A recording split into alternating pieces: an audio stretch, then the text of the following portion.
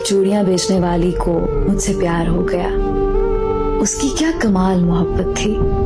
वो जहां भी जाती वहां की मशहूर चीज मेरे लिए तोहफे में लाती थी। वो मेरी खातिर मेरे शहर में 4 साल तक रही। रोजाना मेरी मिन्नतें करती और रोती रहती थी। कहती होती थी कि मेरे नाल शादी कर ले। मेरे लगातार इनकार पर वो वापस अपने आबाई गांव झंग चली गई। कुछ अरसे बाद मैं अपने दोस्तों के साथ बाहू सुल्तान के मजार पर गया। मैं उधर मजार के बाहर खड़ा था कि पीछे से किसी ने मेरा बाजू पकड़ा। देखा तो वही चूड़ियां बेचने वाली थी।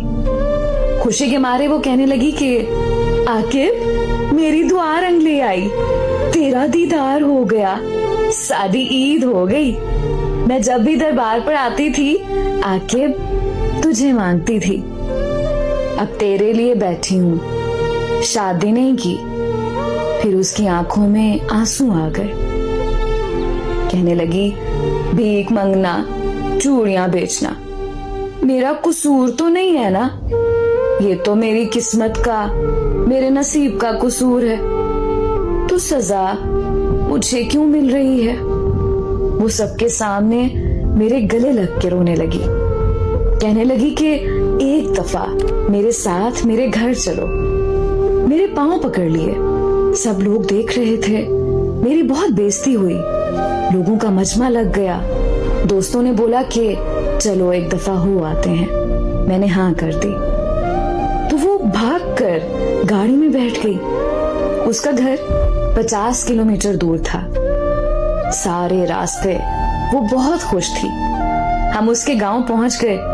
वहां सब घर कच्चे थे, लेकिन सफाई पक्के घरों से भी ज्यादा थी। सब लोग मुझे अजीब नजरों से देख रहे थे। हम उनके घर पहुंचे तो उसकी सब सहेलियां जमा हो गईं। फिर उसने हमारे लिए क्या मजे का खाना बनाया। उसके घर वालों ने मुझे बताया कि ये लड़की तो सारा वक्त तुम्हारे नाम की तस्बीह करती रहती है। और फिर जब हम वापस आने लगे तो उसकी आंखों से आंसू नहीं रुक रहे थे।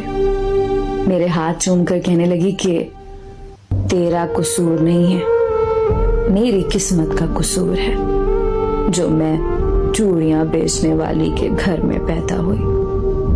बड़ी मुश्किल से हम सब ने उसे चुप कराया और फिर हम वापसी के लिए निकल आए। मैं कार के शीशे में से देख रहा था कि वो तब तक देखती रही जब तक हमारी गाड़ी उसकी नजरों से दूर नहीं हुई।